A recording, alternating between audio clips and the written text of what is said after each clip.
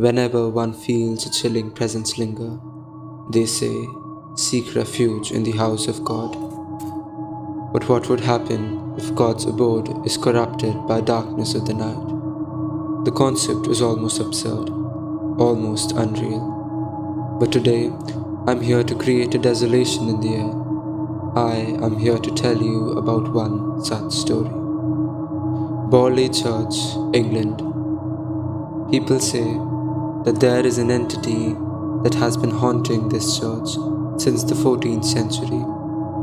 This place is considered England's one of the most haunted places. Famous paranormal investigators Ed and Lorraine Warren visited this church, and for the very first time in their career as paranormal investigators, had they felt such a horrifying presence. The story begins in 1979 when the Warrens stumble upon an abandoned church. Though still open to the general public, it remains almost unlively, dead. The word on the street said that there lurks an unworldly spirit. After hearing about this church, Ed and Lorraine decided to visit and perform an exorcism. It was around 12 when their car stopped at the church gates. Suddenly, Lorraine started to feel a disturbing connection, a deadly spirit wanting to communicate with her. A shadow caught her eye. A figure in nun's clothing stared at her and then proceeded to walk towards the altar. After this incident, they were sure that here resides a malevolent spirit. They then met the priest and told him about the strange incident that had occurred upon their arrival. The priest, terrified, paced towards the prayer room and fell to his knees, desperately pleading to the heavens. Ed and Lorraine were left confused as to what they had said, which led the priest to suddenly start praying. To which the priest replied, "If there remains the slightest bit of truth in whatever you are saying, then something terrible might happen in the near future." He continued, "Many years back, one such spirit was locked in the darkness of this church. And if you say you have sensed that very presence, I would not be lying, but this town shall meet a tragic end. To know about this spirit, you must delve into its origins." 14th century, Borley Church, England. This church remained a sanctuary for generations of devoted nuns, and there was one special nun who had found deep affection towards one of the monks that had visited the church. Such relations were considered a taboo in their community, but not all secrets are meant to be hidden, and thus the knowledge of this taboo came to be known by the community. The day dawned, and soon came the orders for the punishment. The monk was hanged, and the nun was forever sealed behind the walls.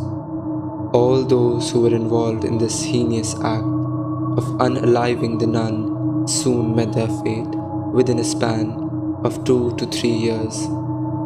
The priest who led this event had his house burnt. Gradually the things subsided. This was the calm before the storm. A new rectory was constructed in the same place where the old rectory had burned down.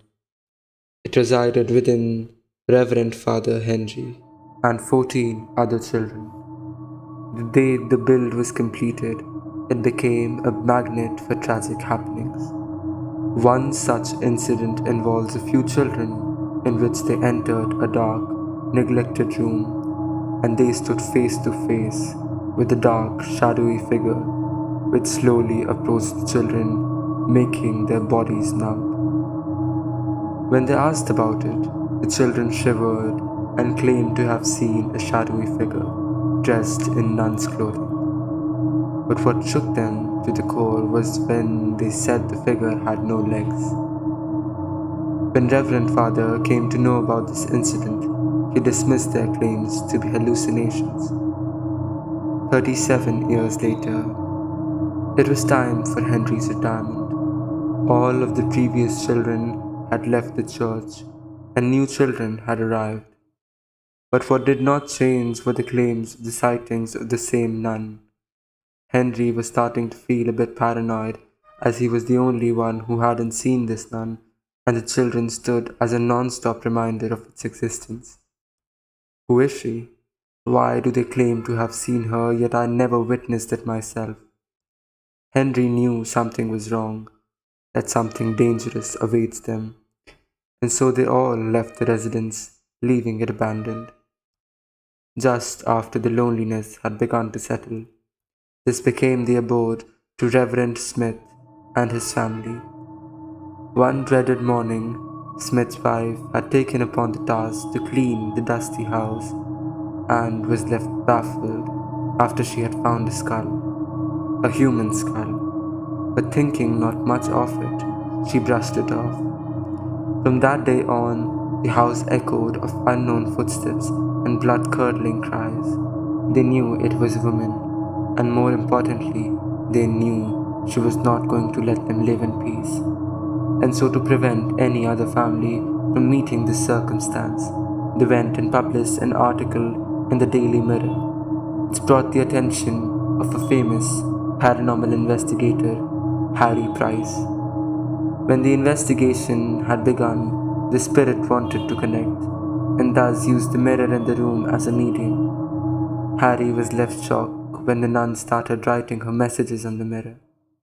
This entire incident had become famous all over Europe, that alongside humans, souls also reside in the rectory of Borley Church. Soon after, the Smiths had also left this house, and in came new residents, but the happenings remained the same. Harry Price was called again. From the writings of the nun, the place of her remains were made clear. The remains were found. Even after all that had happened, the nun refused to leave, and much like the events that had occurred before the rectory was reduced to ashes. But this did not stop the nun from haunting. It now started haunting the place where people seek refuge from evil. People started fearing the church and avoided going there after the sunset. 1979. After hearing this story, Ed and Lorraine decided it would be best to leave this premise at once in order to prevent any mishappenings. But the connection was made. Lorraine felt the presence stronger, wanting to communicate. At home, she saw it in front of her, dressed in the similar nun's attire, dark and stronger than ever. But the nun was put down before it became dominant. And although you might have heard many stories regarding the nun, you never know which one ought to be the truth. It still resides that rectory, waiting for it to be rebuilt, waiting for it to be haunted again. Come back again at this nocturnal hour to witness another horrifying tale.